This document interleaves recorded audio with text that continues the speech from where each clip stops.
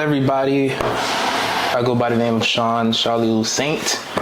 I just finished college. I am currently in the law school process. I got accepted to one school. I'm waiting on 2 other schools. Most likely the school I got accepted to is the school I'm going to attend this fall of 2024. Anyways, constitutional law.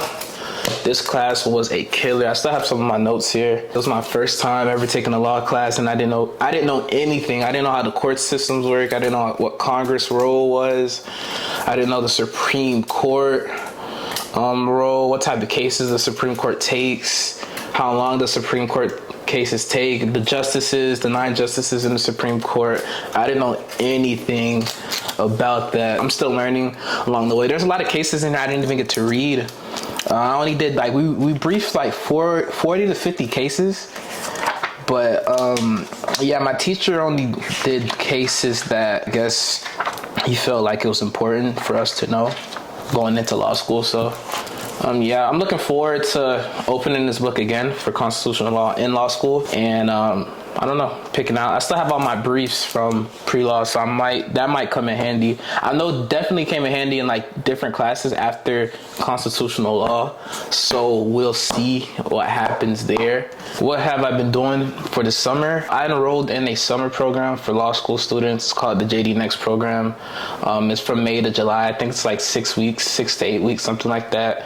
And we basically brief cases prepared you for law school. So we've been focusing on contracts law. So we've been doing a lot of cases in terms of what is considered a contract, what is this term that we use in contract law is consideration. Pretty much consideration is who is losing something and who's gaining something, basically. Who is making the sacrifices and who is reaping the benefits of those sacrifices. That's basically what consideration is. There's different forms of consideration that we have been analyzing and going through based on cases. So far, we've read 4 or 5 cases, 6 cases. I have my exam coming up in 2 weeks. This is fully online. It's not I have to physically attend class and things of that magnitude, but it's been cool so far. I'm just taking you through some of the stuff that for anybody looking to go to law school or looking to do the JD Next program, I think it's pretty cool. Here's all the cases that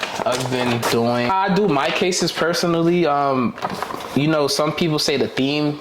Every case has a theme. What I do, I try to write down the theme of the case so I can remember exactly the facts and what the court says about it, the holding, what happened, what's the overall takeaway of the case. For this case, I have adequacy of consideration. So adequacy of considerations, for example, making sure both parties know the value of what's being bargained in a situation. There's no form of miscommunication. For example, a set of basketball cards. If I'm going to trade a basketball card to you, I want to make sure the basketball card I'm trading to you is worth the same value as the one that I'm receiving. So that was the example I used when I was reading this. I'm basketball cards is I used to collect basketball cards. So whenever I was going to trade my basketball cards to one of my friends, I always wanted to know the value of how much that basketball card I'm trading for the one I'm receiving back in return.